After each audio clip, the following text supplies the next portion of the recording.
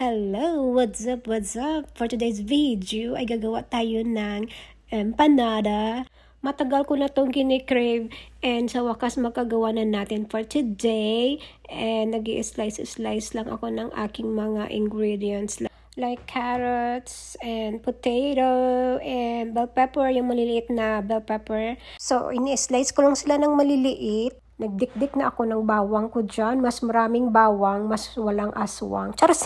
Yung gamit ko pala dito is ground beef. Yung wagyu na 72% less fat daw. 25% less fat pala siya. So, ginisa-gisa na natin yung ating sibuyas, bawang, at saka yun lang.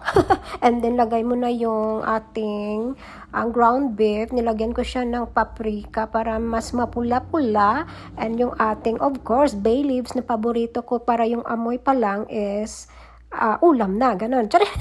Lagyan ng maraming paminta and oyster sauce, soy, and yung ating UFC yata yung gamit ko dyan na tomato sauce na medyo sweet.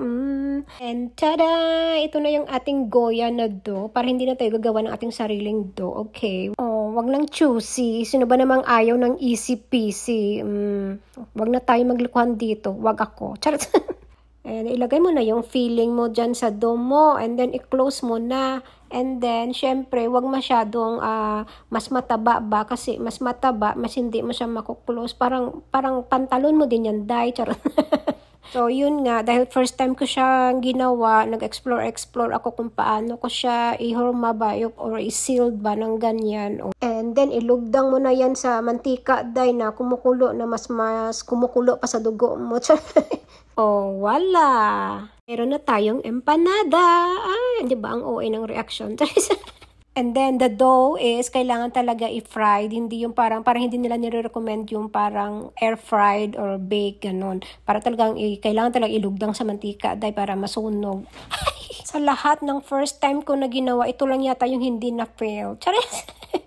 Tingnan mo yan, oo, diba? Yung parang naghiwalay na yung flaky, yung parang nag-flaky na yung skin ng empanada. Ay, nako. At ito naman pala yung way na parang sa pag-close mo ay pwede mo siyang gamitan ng tinidor, yung ganun lang. So, nagustuhan ko to kasi mas easy. And then, yung parang, diba, no hassle. Easy peasy mac and cheesy. And wag nang maging juicy.